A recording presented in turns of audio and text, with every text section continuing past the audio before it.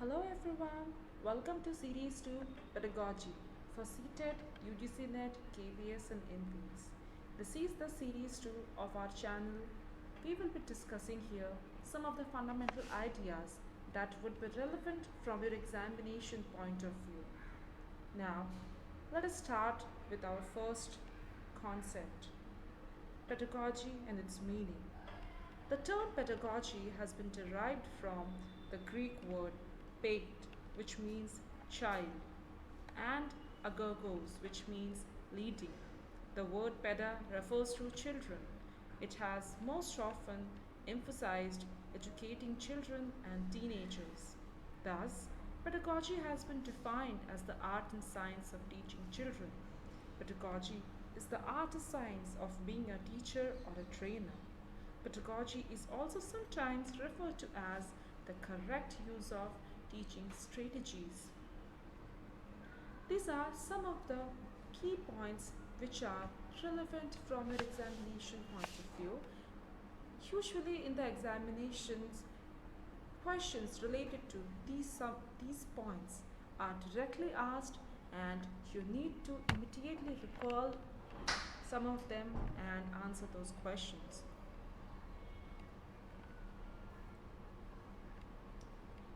Next, coming to why it matters. Why do we need pedagogy?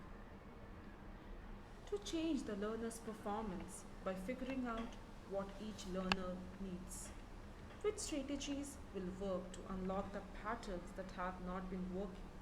To keep searching for the intervention that will enable each learner to succeed. We need pedagogy for assessments. What learning is needed to change learners' performance, to become trainers who are very good at diagnosis and the customization of instruction. There are some teachers who keep checking for understanding and searching for what works best for their children. They do everything possible to give learners good reasons and they view each and every dropout as a personal failure. They don't shrug off dropouts as a minor issue. So that's where we need pedagogy for assessment. Also, pedagogy is required for the teacher's professional growth. How they can improve their teaching or training becomes the central point here. Effective teachers, trainers cannot afford to rest or coast for a very long time because the learners have a way of bringing a remarkable new set of challenges into the classroom every day. A teacher, trainer who stops adding to his or her repertoire of effective strategies is too much like a knife grown dull for lack of sharpening. So, pedagogy is very much required for the teacher's professional growth. How do I cultivate the class culture for learning? To answer such questions, pedagogy is must. While the importance of emotions and the social aspects of learning are rarely addressed by factory style teaching learning, these aspects of classroom life are crucial. If a teacher trainer does not create a culture that is safe, comfortable, encouraging, and supportive, learning may not occur.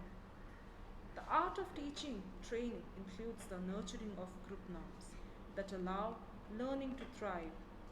The science of teaching training is less effective at reducing fears, freeing dreams, and inspiring even disadvantaged students to reach for stars. Pedagogy is also useful to maximize the result. It is also necessary for designing strategies of how to cope up with the learning difficulties. Effective teachers and trainers possess rich repertoires of instructional moves and techniques. They devote time to matching strategy to situation, but they also understand the trial and error aspects of helping learners untangle patterns of failure and frustration.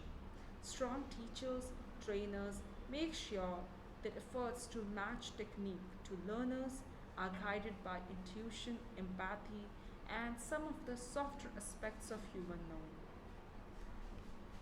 Moreover, resource management plays another role in the teaching learning process, and pedagogy helps in managing those resources. How do I make how do I manage my resources?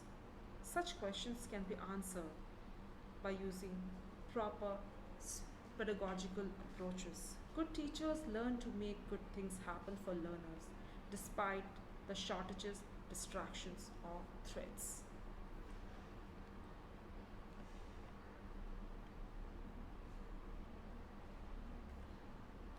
There are different types of pedagogical approaches: constructive approach, reflective approach, collaborative approach, integrative approach, and inquiry based approach. So, we would be discussing about all these approaches in our future videos. So, for learning more about these types of pedagogical approaches, stay tuned and follow our channel.